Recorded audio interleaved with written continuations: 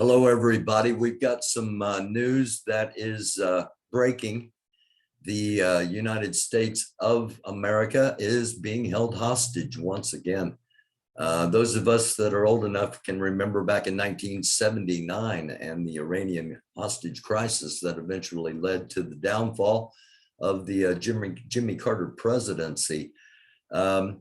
We could be seeing a similar situation unfolding today. As we speak, there are 6 planes on the tarmac of Mazar al-Sharif International Airport. That is the airport in Kabul, Afghanistan, formerly known as Hamid Karzai Airport. 6 planes with American citizens and with interpreters. This has been confirmed, acknowledged. An email from the State Department to members of Congress that was leaked says indeed that those planes are on the ground and the Taliban is preventing them from flying until they approve the departure.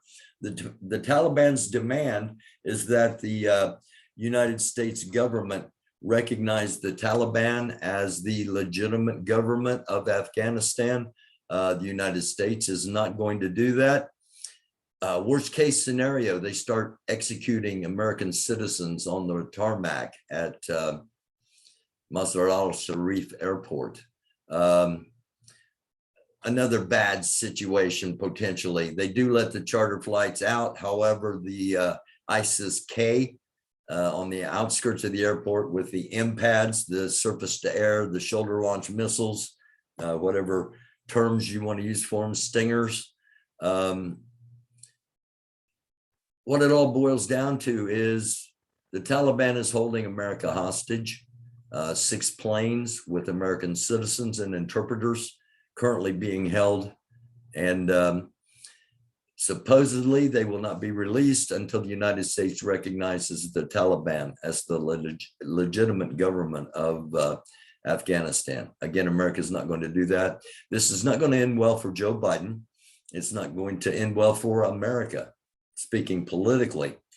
And it's probably not going to end well for some United States citizens that were left behind in Afghanistan.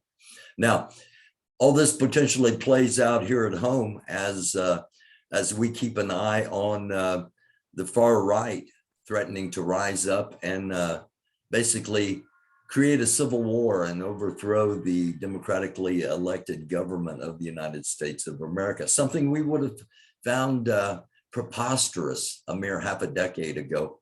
We go back 5 years and nobody's thinking about the potential of overthrowing the government as Donald Trump is about to be elected president. Who knew what 5 years later down the road would bring? Hopefully it brings nothing. Hopefully it is all talk. But as we've said on here too many times, they've tried to do it by holding the Capitol hostage on January 6th.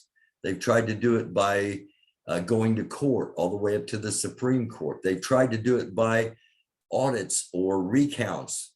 None of that has worked. The only thing left for them is violence.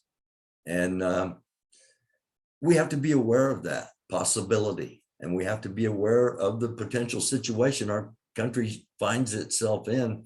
And the fact that what's going on in Kabul, Afghanistan, is not going to make us look any stronger in the world or amongst ourselves. So it's a bad situation. That's why I'm on here. It's Labor Day. I hope you're having a great Labor Day, a wonderful Labor Day. And I wouldn't be on here if this were not so important. I thank you all for watching. It's the American Doofus Show. Don't be a doofus. I'll be on tomorrow night live at 10 o'clock Eastern Standard Time, 7 p.m. on the West Coast. And wherever you're at around the world, I hope you'll be joining me. Until then, take care of yourselves. Enjoy the rest of your Sunday. And it's a dark world. Do try to be a light. This is the American Doofus Show, but don't be a doofus.